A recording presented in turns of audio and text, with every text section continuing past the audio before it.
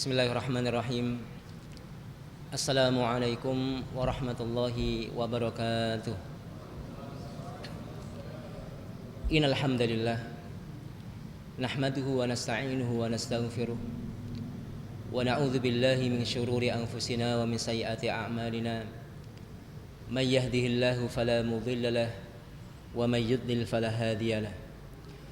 Asyhadu an la ilaha illallah wahdahu la syarika lahu wa asyhadu anna Muhammadan abduhu wa rasuluh la nabiyya wa la rasula ba'dah. Qala Allah ta'ala fi kitabihil karim, ya ayyuhalladzina amanu taqullaha haqqa tuqatih wa la tamutunna illa wa antum muslimun. Ya ayyuhalladzina amanu taqullaha wa qulu qawlan sadida yuslih lakum a'malakum wa yaghfir lakum dzunubakum wa may yuti'illaha wa rasulahu faqad faza fawzan 'azima. Amma ba'd, fa inna asdaqal hadithi kitabullah wa khairal hadyi hadyu Muhammadin sallallahu alaihi wasallam wa syarrul umuri muhdatsatuha fa inna kulla muhdatsatin bid'ah wa kulla bid'atin dhalalah wa kulla dhalalatin finnar. Ikhwani rahimani wa rahimakumullah. Alhamdulillah, segala puji bagi Allah yang telah memberikan kepada kita semuanya kenikmatan yang sangat luar biasa, dari nikmat al-iman dan al-islam, nikmat kesempatan dan kesehatan, sehingga pada kesempatan kali ini kita masih dapat melaksanakan kewajiban berupa salat maghrib secara berjamaah, kemudian dilanjutkan dengan majelis ta'lim dalam rangka thalabul ilmi, mencari ilmu yang berhubungan dengan syariat. Thayyib, barakallahu fikum. Idris Al-Khawlani menceritakan bahwa ada seorang tabi'in. Tabi'in adalah seseorang yang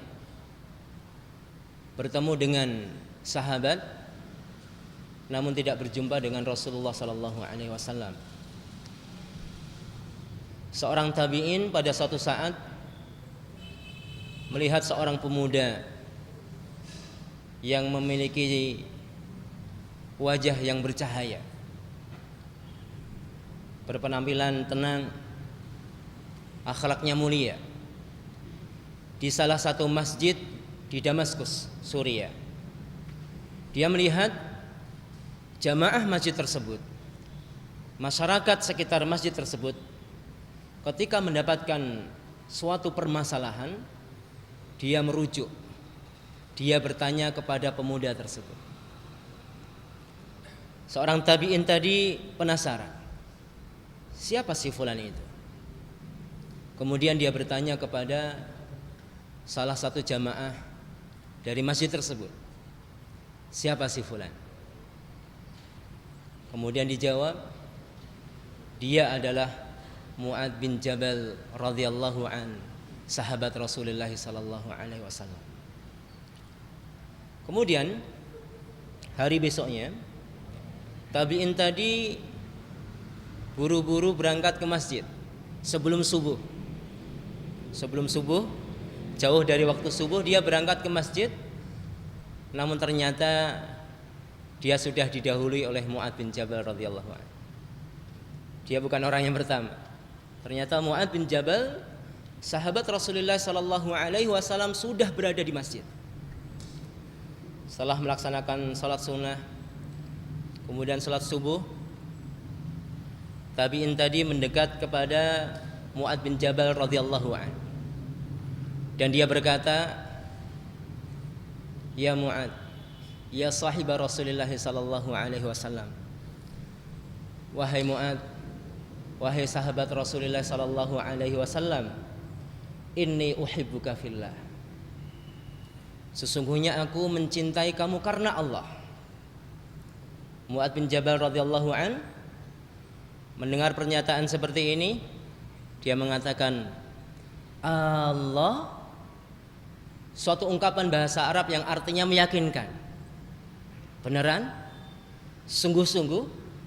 Tidak basa-basi Anda? Atau cintanya hanya di lisan saja, tidak jujur? Tabi'in tadi mengatakan yang kedua kali, inni uhibbuka fillah. Mu'adz bin Jabal menjawab, Allah. Kemudian yang ketiga kali, tabi'in tadi berkata, inni uhibbuka fillah. Mu'adz bin Jabal mengatakan, Allah. Benar demikian? Diulang kembali. Kemudian Mu'adz bin Jabal radhiyallahu an menarik seorang tabi'in tadi. Absyir ya akhi, absyir.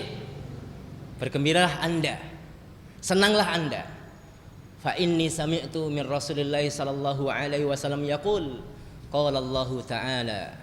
Sesungguhnya aku mendengar dari Rasulullah sallallahu alaihi wasallam, beliau bersabda, Allah berfirman dalam hadis qudsinya, firman Allah yang tidak dicantumkan dalam Al-Quran, yang dinisbatkan kepada Allah, Al-Qudsi, yaitu zat yang kudus, zat yang suci, Al-Qudus. Sebagian para ulama mengatakan Al-Qudus adalah nama mutlak milik Allah, tidak boleh disematkan kepada para hamba. Tapi di Indonesia ini ada kota Kudus namanya. Syukran. Ada kota Kudus. Jadi ada beberapa nama yang memang mutlak itu hanya milik Allah. Seperti kalimat Ar-Rabb, kemudian Rahman, ya Allah itu sendiri. Itu para ulama mengatakan bahwa nama-nama tersebut khusus untuk Allah. Sedangkan ada nama-nama Allah namun boleh juga digunakan untuk nama-nama makhluk. Seperti Alim, ataupun dikasih dengan alif lam juga tidak apa-apa, Al-Alim, Al-Halim, dan lain sebagainya. Taya barakallahu fikum. Kembali pada perkataan Mu'adz, dia mengatakan absyir, bergembiralah Anda, karena aku mendengar Rasulullah sallallahu alaihi wasallam bersabda, Allah berfirman, ainal mutahabbuna fiyya, di mana orang-orang yang saling mencintai karena aku, wajabat jannati al mutahabbuna fiyya, wajib bagi mereka orang-orang yang saling mencintai karena Allah, yaitu jannah, surga. Wajib bagi mereka jannah, orang-orang yang saling mencintai karena Allah Subhanahu wa taala. Hadis ini hampir semakna dengan hadis yang diriwayatkan oleh Imam Muslim dari sahabat Abu Hurairah radhiyallahu an, sab'atun yudhilluhumullah yauma la dhilla illa dhilluh. Ada 7 golongan yang akan mendapatkan naungan Allah pada hari yang tiada naungan kecuali naungan Allah. Salah satunya adalah warrajulani tahabba fillah, 2 orang laki-laki yang saling mencintai karena Allah Subhanahu wa taala. Barakallahu fikum. Ikhwani fillah. Ini adalah ikatan yang Allah sendiri yang mengikatnya. Ikatan yang diikat atas nama iman.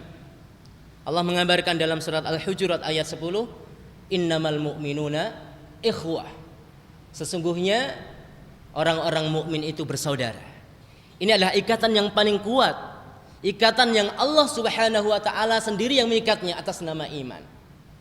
Atau boleh dikatakan bahwa ukhuwah imaniyah adalah merupakan simbol daripada keimanan.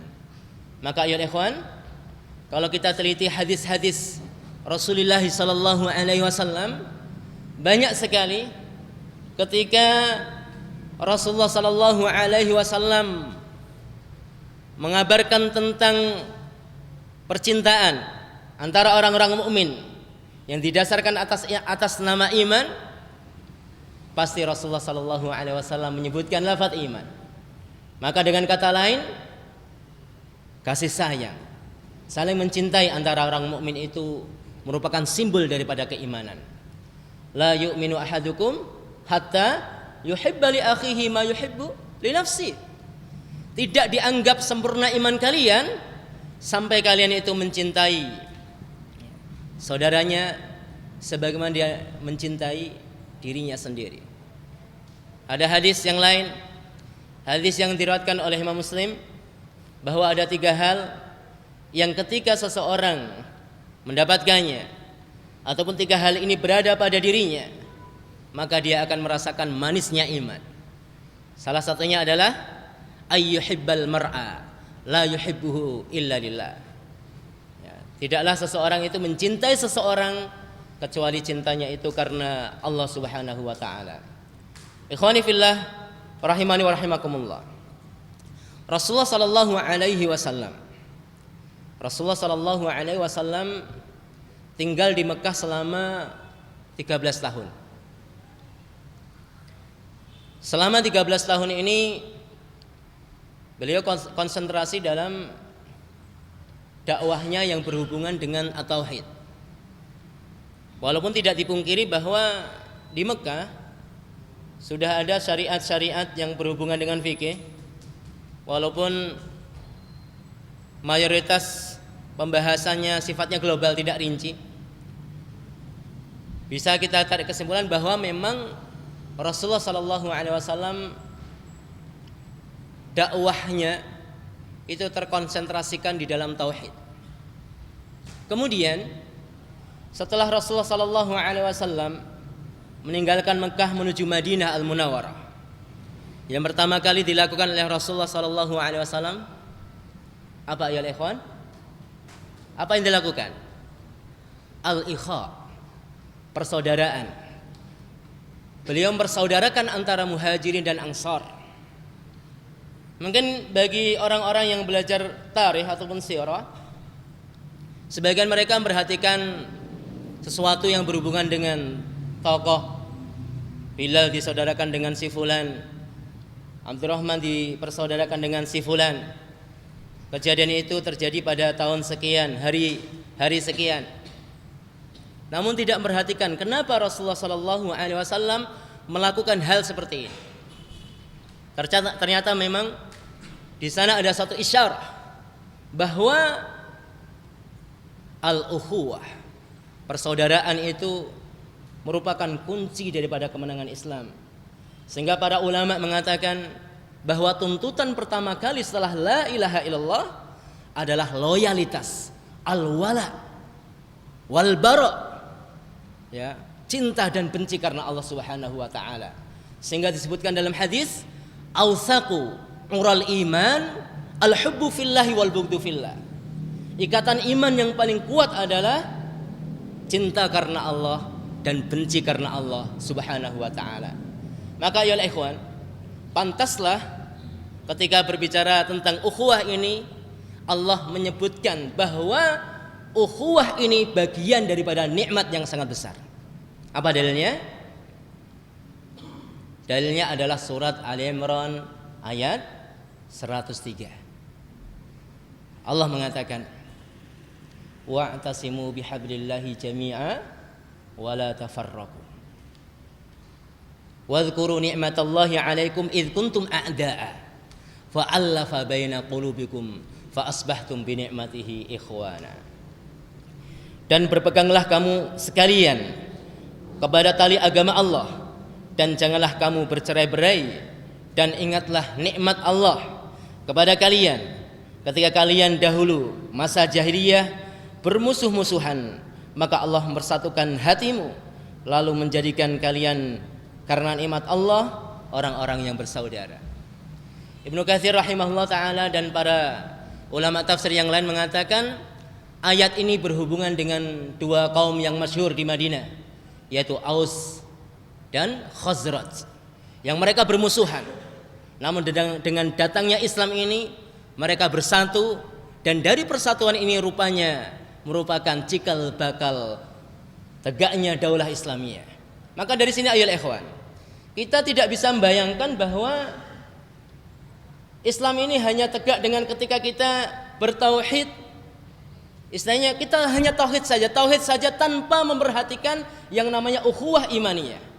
Karena apa? Ukhuwah imaniyah ini adalah lawazim, konsekuensi daripada tauhid tersebut. Bagaimana seseorang dapat mencintai seseorang atas dasar tauhid, dan bagaimana seseorang dapat membenci orang karena dasar tauhid. Jadi bisa kita katakan bahwa tauhid itu kosong ketika tidak didasari cinta karena Allah dan benci karena Allah Subhanahu wa taala. Maka dari ini Rasulullah sallallahu alaihi wasallam mempersaudarakan kaum muslimin setelah mendidik kaum muslimin selama berapa? 13 tahun. Dididik di atas tauhid. Kemudian setelah hijrah mendapatkan tempat yang aman, beliau melakukan suatu perubahan yang sangat luar biasa. Yang dahulunya orang-orang Aus dan Khazraj ini bermusuhan, kemudian disatukan oleh Rasulullah sallallahu alaihi wasallam atas nama iman. Tayyib, barakallahu fikum. Setelah kita baca surat Al-Imran ayat 103 yang Allah mengabarkan bahwa persatuan atas nama iman itu nikmat. Kemudian pertanyaannya, kenapa nikmat? Kenapa ukhuwah imaniyah itu disebut suatu kenikmatan? Jawabannya hanya satu saja. Karena al-ukhuwah, persaudaraan atas nama iman itu akan mengantarkan seseorang meraih kemenangan. Itu saja. Namun kemenangan di sini ayolah ikhwan dibagi menjadi dua. Yang pertama, kemenangan yang sifatnya siasat, politik. Dan kemenangan ini adalah kemenangan yang sifatnya dunyawiyah. Kita lihat ayolah ikhwan. Untuk sekarang ini kita bisa melihat kaum muslimin, kemunduran-kemunduran yang ada pada kaum muslimin itu disebabkan karena banyak hal. Dan salah satu sebab dominan yang menyebabkan kaum muslimin itu terpuruk adalah jauhnya dari persatuan, jauhnya dari ukhuwah imaniyah, ukhuwah persaudaraan atas nama iman. Kelompok fulan mentahdir kelompok fulan, kelompok yang satu mencela kelompok yang lain, dan ini yang terjadi. Jauh sekali daripada persatuan, dan ini adalah merupakan sebab yang paling dominan yang menjadikan kaum muslimin itu terpuruk. Berbeda pada zaman Rasulullah sallallahu alaihi wasallam, kita saksikan bagaimana mereka diikat dengan ikatan iman. Kemudian generasi-generasi setelahnya, kalau kita lihat luar biasa bagaimana mereka itu mencintai saudara-saudara mereka. Bahkan terkadang mereka itu isar, mementingkan kebutuhan-kebutuhan saudara yang lain, mementingkan orang lain, mementingkan saudaranya seiman daripada kepentingan pribadi mereka. Ini. Kemudian yang kedua ayolah ikhwan, kemenangan yang kedua adalah kemenangan ukhrawi. Ini yang terkadang kita agak mengabaikan. Kita sering membahas tentang ukhuwah dilihat dari sisi kemanfaatan yang sifatnya dunyawiyah. Ketika kita bersatu, maka kita kuat. Ketika kita bercerai-berai, kita lemah. Dilihat dari sisi kemanfaatan dunyawiyah. Padahal ada satu sisi yang lebih penting daripada itu, adalah kemenangan yang sifatnya ukhrawi. Dari ukhuwah saling mencintai karena Allah ini bukan hanya dunyawiyah yang kita raih, namun ukhrawi, yang kemenangan ukhrawi ini adalah merupakan kemenangan yang hakiki menurut konsep Allah Subhanahu wa taala. Dalam surat Al-Imran ayat 185 Allah mengatakan kullu nafsin dha'iqatul maut wa innama tuwaffawna ujurakum yaumal qiyamah faman zuhziha 'anil nar wa udkhilal jannata faqad faz wa mal hayatud dunya illa mata'ul ghurur. Kullu nafsin dha'iqatul maut. Jelas bahwa setiap jiwa kita ini akan mati. Ya. Kullu nafsin dha'iqatul maut wa innama tuwaffawna ujurakum yaumal qiyamah. Dan sesungguhnya pahala-pahala kalian itu akan disempurnakan pada hari kiamat.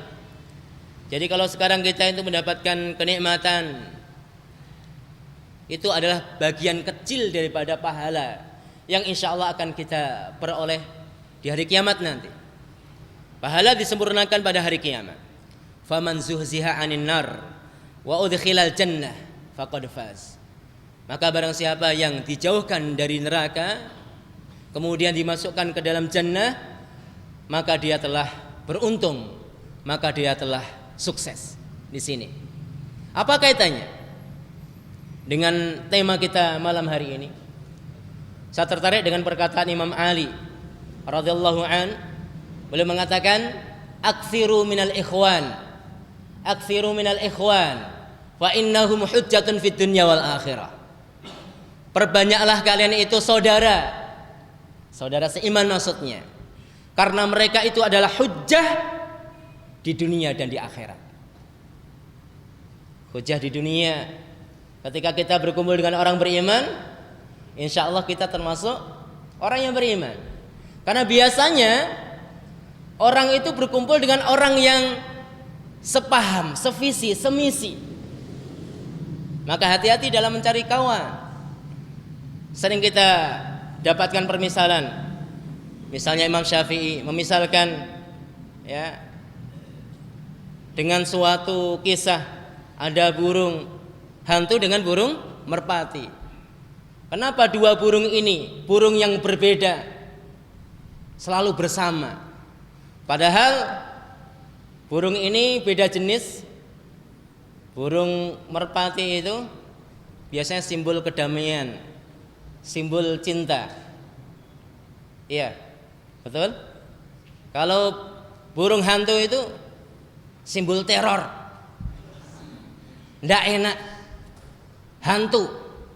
Nah, kalau antum lihat acara-acara di TV, kalau ceritanya tentang kuntilanak, pertama kali dibuka munculnya burung merpati, nggak seram, nggak menakutkan di sini. Tapi kenapa mereka itu bersama?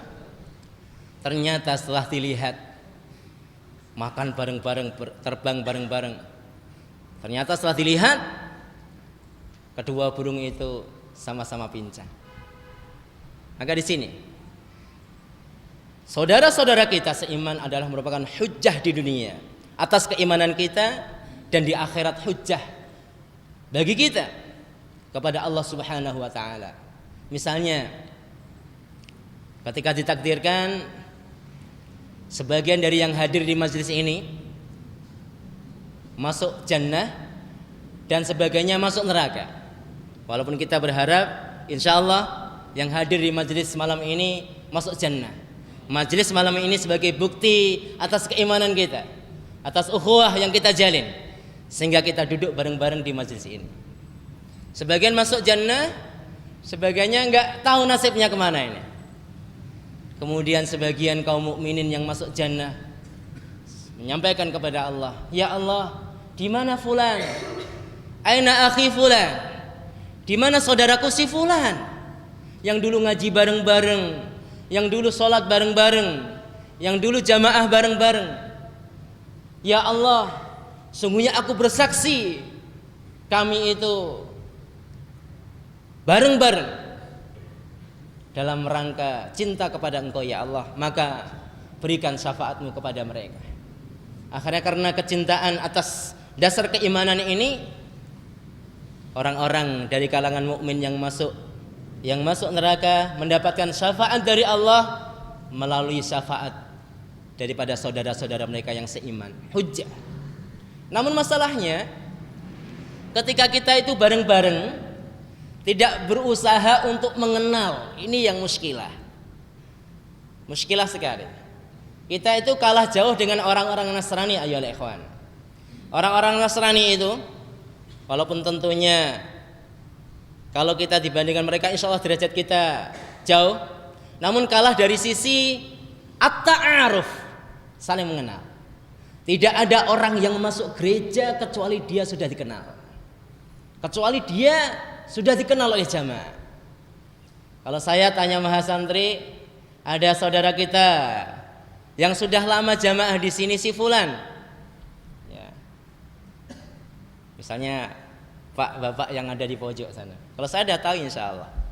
Siapa namanya? Wallahu a'lam bishawab. Kan? Bora-bora tahu tempat tinggalnya. Bagaimana menjadi hujjah nanti di akhirat? Ini kelemahan kita ya ikhwan.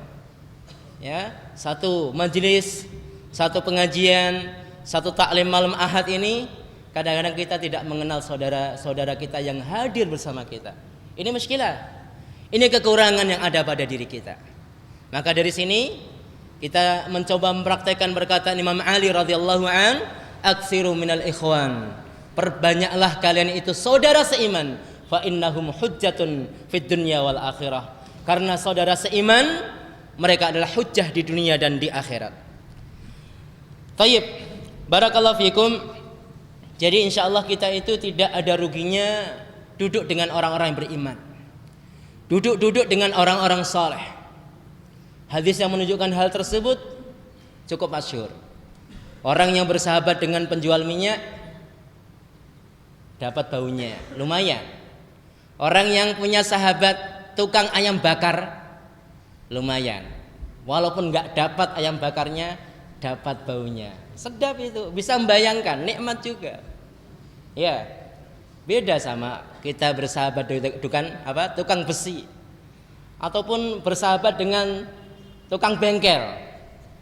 Ya, tukang bengkel berjasa juga. Maksudnya ini permisalan. Ya, walaupun kita nggak dapat ini, ya kita dapat baunya juga. Dapat bau oli, dapat bau asap motor. Seperti itu. Ini. Maka Imam Syafi'i pernah suatu saat dia membaca suatu syair di depan Imam Ahmad rahimahullah. Beliau mengatakan, "Uhibbus salihina walastu minhum. La'alli an anala bihim syafa'a. Wa akrahu man tijaratuhumul ma'ashi walau kunna sawa'an fil bid'ah." Ini tawadhu'nya Imam Syafi'i. Uhibbus salihina walastu minhum. Saya cinta orang-orang soleh walaupun aku bukan golongan mereka. Ini tawadhu'nya Imam Syafi'i. Bukan kayak orang sekarang. Hafal baru 5 hadis merasa seperti Imam Ahmad dan Ibnu Taimiyah. Tahdir sana, tahdir sini. Yang ahli sunnah dia saja. Ini muskilah ya ikhwan. Ya. Taib. Uhibbus salihina walastu minhum la'alli an anala bihim syafa'ah. Aku berharap dengan mencintai mereka itu aku mendapatkan syafaat. Wa akrahu man tijaratuhumul ma'asi, dan aku sangat membenci orang-orang yang barang dagangannya itu maksiat saja. Artinya apa? Perbuatannya itu maksiat saja.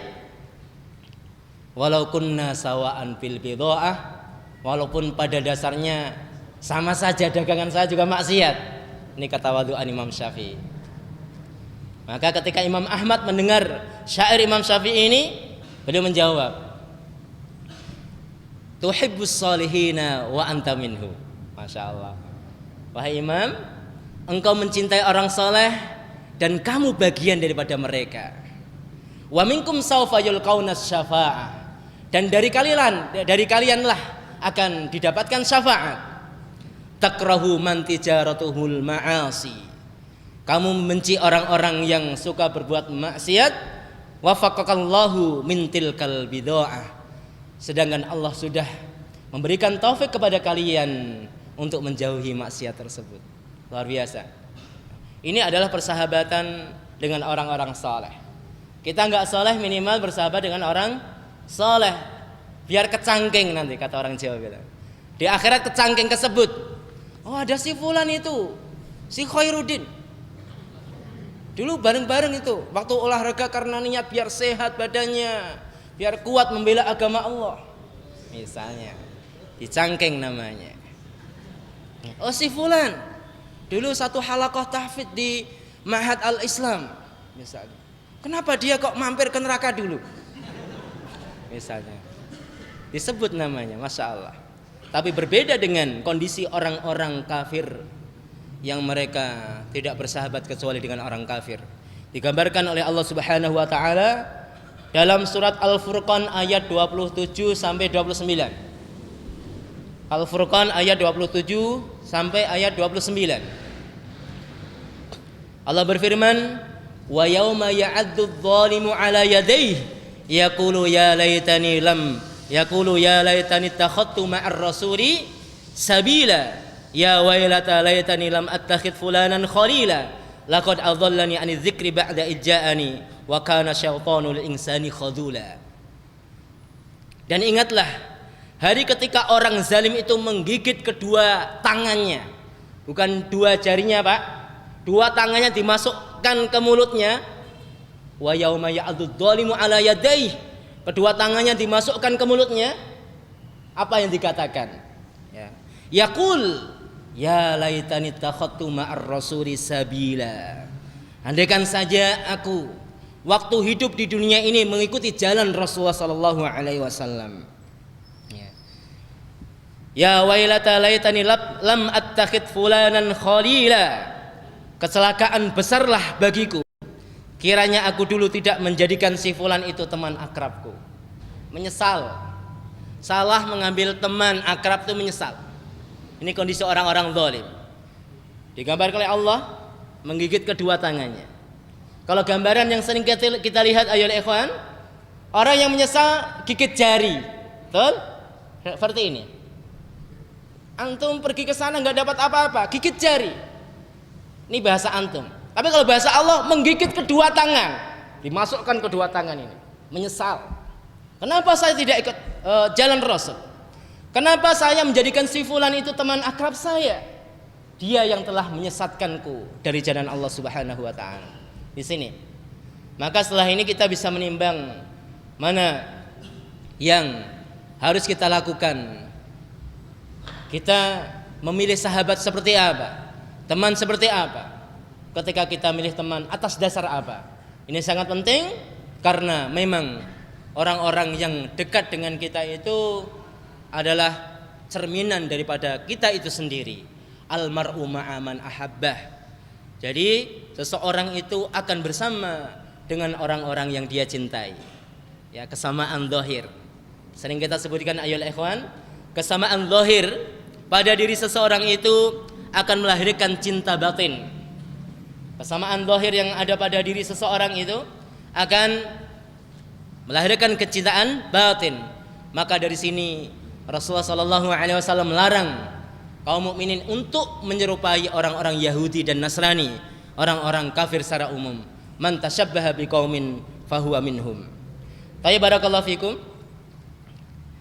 Kemudian pertanyaan selanjutnya, bagaimana mewujudkan ukhuwah? Jadi sedikit banyak kita sudah tahu tentang fadilah ataupun keutamaan daripada ukhuwah. Lalu bagaimana kiat-kiat untuk menumbuhkan ukhuwah? Yang pertama, mencintai saudara kita atas dasar keimanan.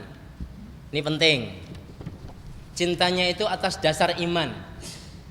Bukan karena dia ghani, dzu fulusin, punya uang. Kita bersahabat dengan orang karena dia tampan, dia gagah. Kalau antum mengambil sahabat atas dasar ini, naudzubillah, bisa jadi nanti kita gigit kedua tangan kita ya ikhwan, menyesal. Kenapa ngambil si fulan? Gagah sih gagah, ngajaknya maksiat melulu, ya kan? Mending ya biasa-biasa saja, pas-pasan nggak apa-apa wajahnya, yang penting soleh. Seperti ini. Umar bin Khattab radhiyallahu anhu satu saat tidak tidak bisa tidur semalam. Kenapa? Dia teringat saudaranya Abu Ubaidah bin Jarrah. Sangat mencintai beliau. Teringat saudaranya, pengen ketemu, pengen berjumpa. Semalaman tidak bisa tidur. Luar biasa. Ketika para sahabat ditanya, tamannau, kalian berangan-anganlah, pengen apa? Ada yang berangan-angan, saya ingin punya emas dan perak dan akan aku infakkan fisabilillah. Semuanya berangan-angan. Tapi tidak ada angan-angan para sahabat seperti angan-angan yang dimiliki oleh Umar bin Khattab radhiyallahu an. Tamanna anta ya Amirul Mukminin. Berangan-anganlah kamu wahai Amirul Mukminin. Apa angan-angan Umar bin Khattab? Saya menginginkan setiap rumah dari kaum muslimin itu ada yang seperti Abu Ubaidah. Luar biasa. Ini kecintaan yang sangat luar biasa. Berbeda dengan Abu Darda. Abu Darda radhiyallahu an, setiap waktu sahar, waktu sebelum subuh, setelah melaksanakan qiyamul lail, beliau mendoakan 70 dari kaum muslimin, disebutkan satu persatu. Mendoakan, dimintakan ampun. Allahumma gfir li fulan, Allahumma gfir li fulan. Bukan hanya umum, Allahumma gfir lil mu'minina wal mu'minat wal muslimina wal muslimat al ahya'i minhum wal amwat. Doa jamak. Ampunkan ya Allah orang laki-laki mukmin, perempuan mukminat, yang hidup, yang mati juga. Ada doa juga yang mati di darat, yang mati di laut disebutkan. Tapi Abu Darda menyebutkan personal. Allahumma gfir li fulan, Allahumma gfir li fulan. Kecintaan beliau terhadap kaum mukminin 70 orang disebutkan. Kita berapa orang ayo ikhwan? Mana bukti cinta kita pada saudara kita? Kita sering mengatakan uhibbuka fillah. Aku mencintai kamu karena Allah. Kalau mungkin kita katakan hal ini di depan Mu'ad bin Jabal tadi yang kita ceritakan di awal, Mu'ad akan menjawab, Allah beneran, basa-basi, beneran atau tidak ini? Ya berhubung yang orang yang kita katakan perkataan ini bukan Mu'ad, ya tidak menjawab seperti itu. Maka buktikan kalau kita itu memang cinta kepada saudara kita. Ya, sudah berapa orang yang kita sebutkan dalam doa kita? Orang yang mendoakan saudaranya fi dhahril ghaib, ketika dalam kondisi dia sendiri tidak diketahui oleh saudaranya yang dia doakan, maka doa ini lebih mustajab. Dalam riwayat Muslim, malaikat akan berkata, wa anta kadzalik, kamu juga seperti itu. Antum mendoakan saudara kalian, ya, meminta kepada Allah, yang meminta adalah Anda. Sedangkan ketika Anda mendoakan saudara Anda kepada Allah, malaikat yang akan mendoakan Anda. Kira-kira doanya lebih mustajab mana? Kita atau malaikat? Makanya sekali lagi ayyuhal ikhwan, tidak ada ruginya bagi orang-orang yang mendoakan saudaranya. Dan ini adalah baru salah satu bentuk ataupun bukti kecintaan kita. Karena yang namanya iman itu butuh yang namanya at-tasdiq, pembenaran. Was-shadaqatu burhan. Sedekah adalah burhan. Sedekah adalah bukti kejujuran orang yang mengeluarkan sedekah tersebut. Ya, as-sidqu ma'allah, jujur kepada Allah, jujur dalam ukhuwah, semuanya perlu bukti. Sehingga kalau antum saksikan ayyuhal ikhwan, sudah adzan? Sudah masuk? Sebentar, saya lengkapi dulu. Jadi kalau kita amati bagaimana sejarah para muhajirin dan ansar, kita amati bukan hanya membaca, bagaimana mereka itu mampu memberikan sebagian kekayaan mereka kepada sahabatnya, tidak dijual, diberi secara cuma-cuma. Bukan hanya harta saja, namun istri juga. Saya punya istri 4 ini, ya Pak Khairil, punya istri 4. Antum melihat yang cantik yang mana? Antum pilih. Ini, masya Allah. Kalau kita sekarang, wallahu alam. Saya carikan antum istri akhi, insya Allah thayyib, baik. Wah, syukran jazakumullah. Giliran dapat istri yang cantik solehah, wah saya dulu nih, nggak boleh isar dalam ibadah. Thayyib, barakallahu fikum. Kita pause dulu sebentar, nanti kita lanjutkan setelah adzan isya. Ya.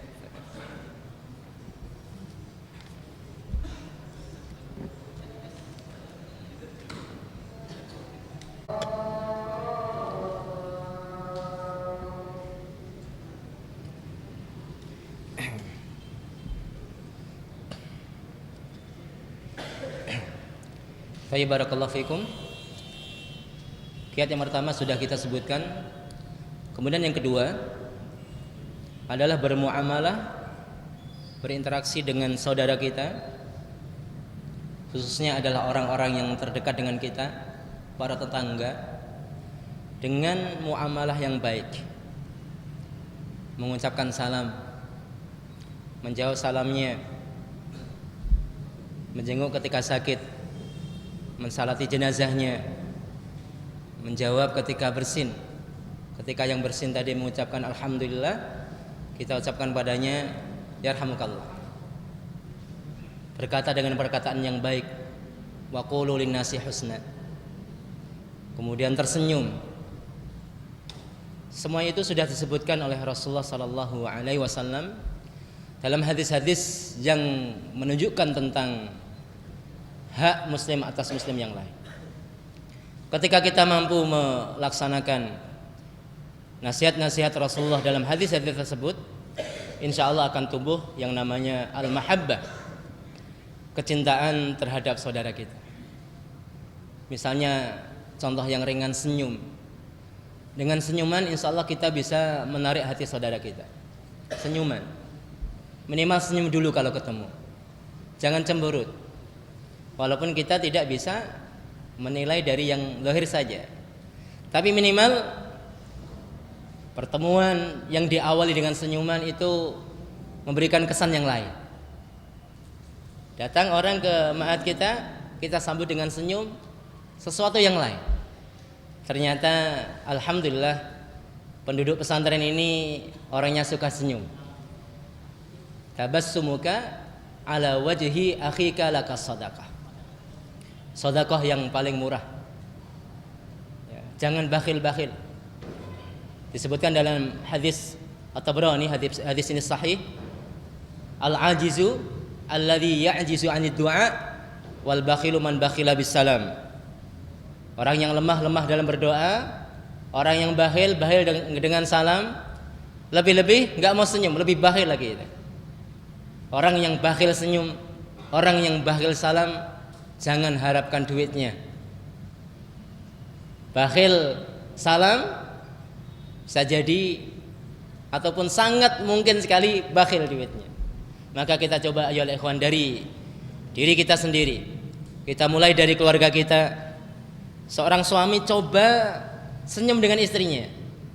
Jangan murah senyum ketika di luar. Ketika di dalam rumah cemberut. Ini keliru. Ada satu istilah. Ada seorang istri yang solehah, namun dia murah senyum ketika di ruang tamu. Ketika di kamar tidur nggak murah senyum. Ya. Rapinya ketika dia ada arisan. Kalau di rumah nggak rapi-rapi sama sekali. Bagaimana suami mau senyum? Akhirnya saling menyalahkan. Saya nggak senyum karena kamu itu. Gimana saya lihat kamu kayak gitu? Sedang mungkin kita ini kalau lihat layar kaca, lihat yang haram-haram artis-artis itu semuanya bening-bening. Lihat istri kita, aduh, pakai dasternya panjang sebelah, ya, pakai sambungan peniti lagi, dipegang tangannya bau remason, semuanya parah. Ya, semuanya ada sebab akibatnya. Maka kita mencoba bermuamalah dengan istri kita, dengan anak kita, semua dengan muamalah yang baik, dengan senyuman, ya, dengan salam. Rasulullah sallallahu alaihi wasallam sebelum masuk rumah apa yang dilakukan? Bersiwak. Ini sunnah termasuk. Ketika ingin bertemu dengan istrinya bersiwak dulu, suatu yang ringan. Gimana mau senyum istri kita? Kita nggak pernah gosok gigi. Ya, senyumnya bukan senyum Pepsodent. Tapi barakallahu fikum, kita lanjutkan. Kemudian yang ketiga adalah saling nasihat menasihati. Dalilnya surat Al-Asr, ini jelas. Nasihat menasihati di dalam kebaikan. Ketika orang melaksanakan hal ini, insya Allah akan tumbuh yang namanya mahabbah, cinta atas dasar keimanan. Kemudian tolong menolong di dalam kebaikan, bukan tolong menolong di dalam keburukan. Kalau tolong menolong dalam kebaikan, insya Allah syafaat yang didapat, syafaat dari kaum mukminin. Si fulan dulu bersama saya mengerjakan amal saleh bareng-bareng. Kenapa dia nggak ada bersama kita di jannah ini? Sebagai bukti. Tapi kalau tolong menolong di dalam keburukan, ya sudah. Al jaza'u min jinsil amal. Orang yang tolong menolong di dunia di dalam keburukan kemaksiatan, nanti di akhirat akan tolong menolong di dalam azab. Antum tahu contohnya? Contohnya adalah dalam surat Al-Lahab, surat Al-Masad.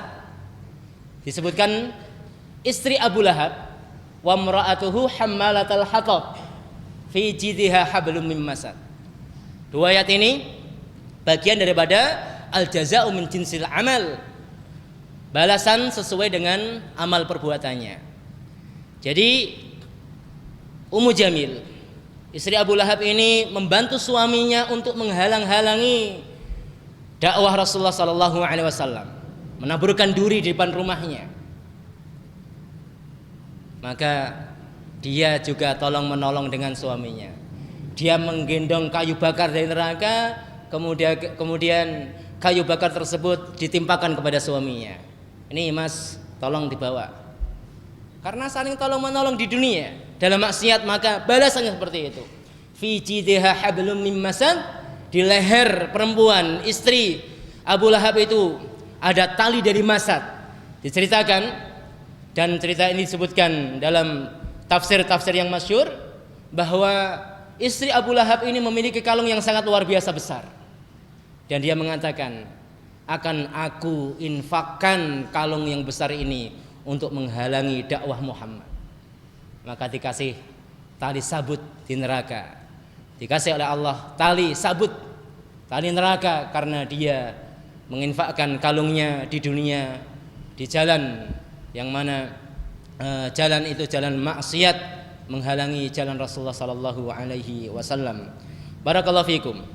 Kemudian yang keempat, masih banyak tentunya cara-cara menumbuhkan mahabbah, ukhuwah imaniyah.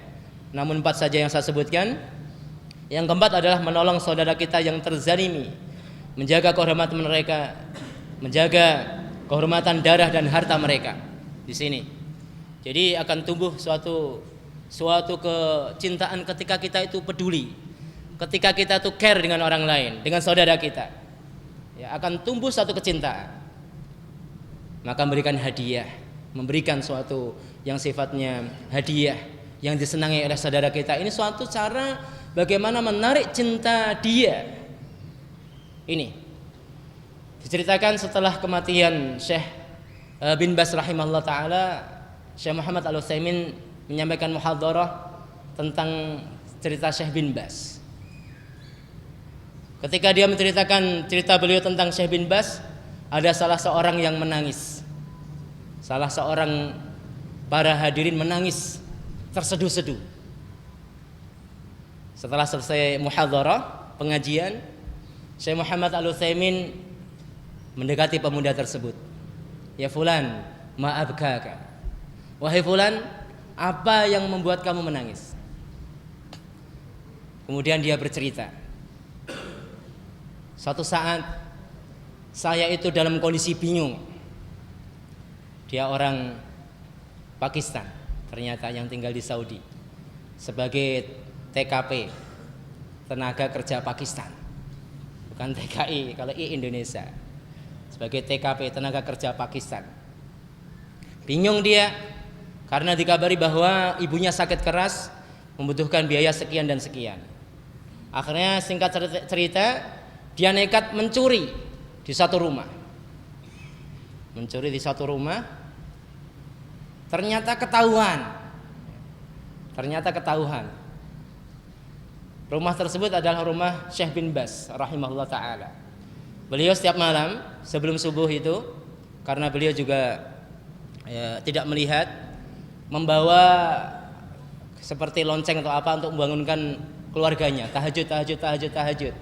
Ketika membangunkan keluarganya, mendengar suara aneh nih, ada apa ini? Akhirnya dia membangunkan keluarganya, kemudian menghubungi penjaga rumah, mungkin lagi ngantuk penjaga rumahnya, ditangkaplah pencuri tadi, kemudian dibawa oleh polisi. Syekh bin Baz tanya pada keluarganya, siapa tadi? Tadi pencuri yang mau mencuri rumah kita. Oh enggak, dia bukan mencuri, dia lagi butuh saja. Telepon polisi, suruh balik sini, suruh balikkan ke rumah kita, suruh balik. Akhirnya dia balik ke rumah Syekh bin Baz, dikasih makan, kasih minum. Pencuri heran ini, saya tidak pernah mendapatkan orang sebaik ini. Rumahnya mau dicuri, ketahuan malah dikasih makan, malah dikasih minum. Baik, udah waktu subuh ini berangkat ke masjid. Habis sholat subuh, seperti kebiasaan beliau menyampaikan muhadharah singkat, orang-orang pada berkumpul di dekat beliau. Semakin heran lagi pencuri ini. Ini siapa ini? Kemudian dia tanya, siapa si fulan ini? Itulah Syekh bin Baz. Beneran? Iya. Masya Allah. Saya tuh kurang ajar banget nih. Mencuri ya mencuri, tapi kok di rumah Syekh ini? Sangat kurang ajar pikiran dia. Mas tambah tidak enak. Dibawa ya ke rumahnya setelah muhadharah. Kemudian ditanya, kenapa kamu melakukan seperti itu? Beliau cerita. Orang tadi cerita. Akhirnya diberi uang Syekh. Dah saya kasih uang ini, cukup kira-kira? Wah ini sisa Syekh. Tidak apa-apa, bawa pulang saja. Setelah sekian bulan, orang tersebut balik ke Saudi Arabia dan bertemu dengan Syekh. Syekh, uangnya sisa nih Syekh, saya kembalikan pada antum. Enggak, untuk kamu saja. Kemudian orang tadi, iya, saya akan terima sisa uang ini dengan syarat. Syarat apa? Saya menjadi pembantu kamu Syekh. Beliau menjadi pembantu Syekh bin Baz dan banyak belajar, akhirnya menjadi orang yang alim, sangat luar biasa. Ini kaitannya apa dengan tema kita? Yaitu bagaimana seorang itu menolong saudaranya, baik dia itu zalim dan terzalimi. Di sini an-nusrah. Jadi menolong saudara kita, memberi pertolongan baik yang zalim ataupun terzalimi, ini adalah bagian cara bagaimana menumbuhkan kecintaan ukhuwah imaniyah di hati saudara kita. Kalau kita tidak peduli, bagaimana akan tumbuh cinta dalam hati saudara kita? Di sini an-nusrah, berikan pertolongan tulus ikhlas karena Allah Subhanahu wa ta'ala. Tapi barakallahu fikum, di penghujung akhir muhadharah ini, karena muhadharah sudah kita mulai sejak ba'da maghrib tadi, terakhir saya akan sampaikan secara singkat tentang hal-hal yang merusak ukhuwah. Dari awal kita sudah bahas tentang fadilah ukhuwah, fadilah yang sifatnya dunyawiyah, fadilah ataupun manfaat yang sifatnya ukhrawiyah. Kemudian bagaimana cara menumbuhkan ukhuwah di antara kita ini. Kemudian yang terakhir, poin yang keempat adalah apa yang dapat merusak daripada ukhuwah tersebut. Maka setelah kita ketahui, hendaklah kita hindari sehingga ukhuwah yang sudah kita jalin ini selalu terjaga dan tidak pernah rusak, menjadi saudara-saudara seiman. Min huna nabda wa fil jannah naltaqi. Dari sini kita mulai dan nanti di jannah, di surga kita lanjutkan. Hal-hal yang merusak ukhuwah yang pertama adalah ghibah. Ghibah, zikru akhika bima yakrah. Menyebutkan sesuatu yang dibenci oleh saudara kita di belakang mereka. Di sini. Ayolah ikhwan, dalam hadis masyhur dijelaskan bahwa setiap Bani Adam itu memiliki kesalahan. Setiap Bani Adam itu memiliki kesalahan. Itu hadis masyhur. Dan tabiat manusia itu suka menyebarkan aib orang lain. Padahal kalau menurut hadis yang kami sampaikan, bahwa setiap Bani Adam memiliki kesalahan. Artinya apa? Berarti ketika dia menyebabkan orang lain, dia menyebarkan aib orang lain, dia tidak peduli dengan aib dia.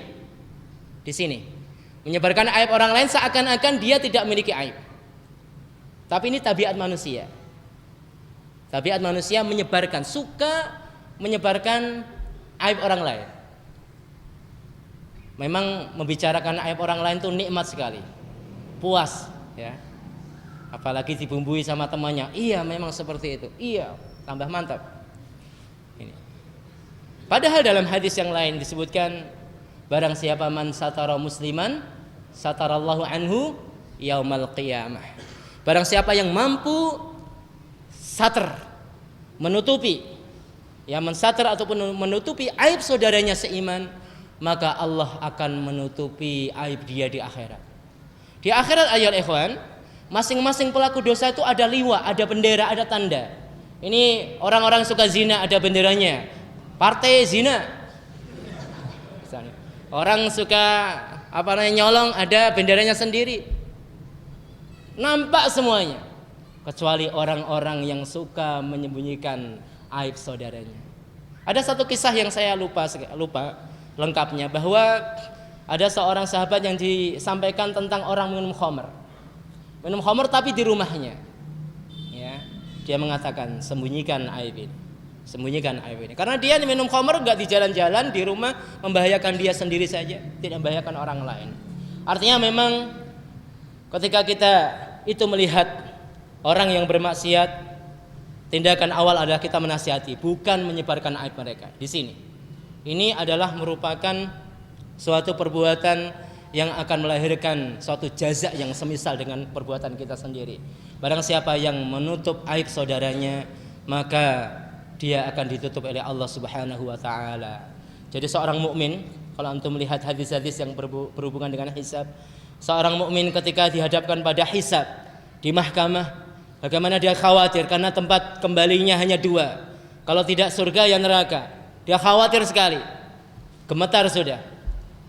Ya. Kemudian Allah mendekat kepada dia dan membisikkan, ya kamu telah mengatakan telah berbuat ini dan ini. Tambah gemetar lagi.